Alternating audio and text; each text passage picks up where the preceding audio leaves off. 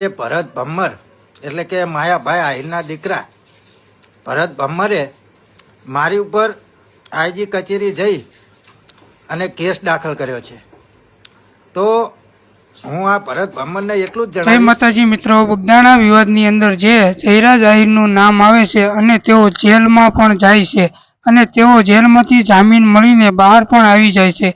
એવામાં જયરાજ આહિર વિરુદ્ધ સોશિયલ મીડિયાની અંદર જે પણ લોકોએ નેગેટિવિટી ફેલાવી હોય અથવા તેમના વિરુદ્ધ અભદ્ર ટિપ્પણીઓ કરી હોય તેમની છબી ખરાબ કરવાના જે પ્રયત્નો કરવામાં આવ્યા છે, એવામાં જયરાજ આહિરના જ મોટાભાઈ કે ભરત આહિર દ્વારા ભાવનગર આઈજી કચેરીની અંદર એક પોલીસ ફરિયાદ કરવામાં આવી છે કે તેના વિરુદ્ધ કાયદેસર કાર્યવાહી કરવામાં આવે અને જે પણ લોકો એમાં સામેલ છે તેઓની સામે જે જયરાજ આહિરને જે છબી જે સંછેડવાનો પ્રયાસ કરવામાં આવી રહ્યો છે તેઓ વિરુદ્ધ 5 લોકો વિરુદ્ધ આ અરજી દાખલ કરવામાં આવી છે, જેમાં પિન્ટુ કોળી સહિત અન્ય 5 લોકોની સામે નામચોક ફરિયાદ કરવામાં આવી છે. ત્યારે આ વિવાદને લઈ પિન્ટુ કોળી એક નિવેદન ખૂબ જ વાયરલ થઈ રહ્યું છે કે તેમાં તેઓ ભરત આહિરને ખુલ્લેઆમ એવું કહી રહ્યા છે કે તમે પણ કંઈ દૂધના ધોયેલા નથી, તમારી ઉપર પણ આવી જ રીતે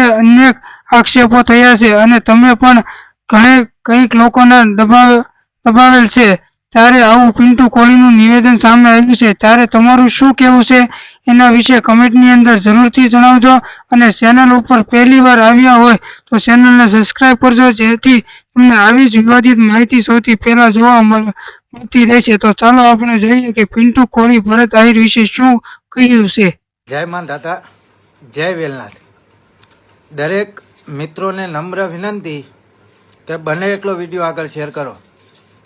હવે આજે ભરત ભમ્મર એટલે કે માયાભાઈ આહિરના દીકરા ભરત ભમ્મરે મારી ઉપર આઈજી કચેરી જઈ અને કેસ દાખલ કર્યો છે. તો હું આ ભરત ભમ્મરને એટલું જ જણાવીશ કે ગઈ તારીખ 2 રોજ અમારું કોળી સમાજનું મહાસંમેલન ભાવનગર મુકામે રાખેલું હતું, જેની અંદર દિલીપભાઈ જે નાના કુટવડાના વતની છે, જેમને જાહેર સ્ટેજ ઉપરથી કીધેલું હતું કે મારી જમીન આ લોકોએ પચાવવા માટે મારું રહેવાનું મકાન પણ આ લોકોએ પાડી દીધું પવનચક્કી નાખવા માટે. ત્યારબાદ મને કાવતરું કરી અને અગવા કરવાની કોશિશ કરી. ત્યારબાદ મને ઢોર માર પણ મારવામાં આવ્યો.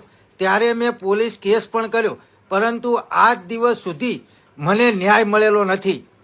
પરંતુ તમે ભરત ભમ્મર, તમે ભલે મારી ઉપર અરજી દાખલ કરી, મને કંઈ હરકશોક નહીં, પરંતુ પોલીસ તંત્રને હું એટલું કહીશ કે કાયદેસરની કાર્યવાહી જે પણ આરોપી હોય ને એની ઉપર થવી જોઈએ.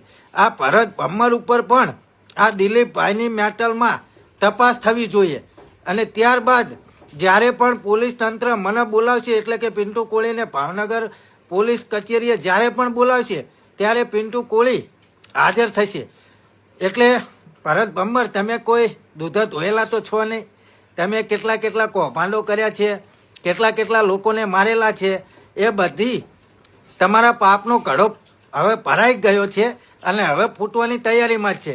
એટલે તમે એવું વિચારતા હોય કે પિન્ટુ કોળી ઉપર કેસ દાખલ કરી અને પિન્ટુ કોળીનો અવાજ દબાઈ દઈએ, જે કોઈ આ સોશિયલ મીડિયા થ્રુ પિન્ટુ કોળી અવાજ ઉઠાઈ રહ્યો છે અને એ અવાજ અમે દબાઈ દેવી તો કોઈ અમારો પાપનો ઘડો ફોડી ના શકે, તો એ તમારો ગલત વિચાર છે.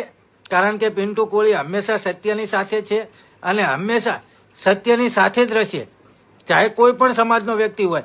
પણ જ્યારે સત્યની વાત આવશે ત્યારે સત્ય સાથે હંમેશા પિન્ટુ કોળી અડીખમ ઊભો હશે.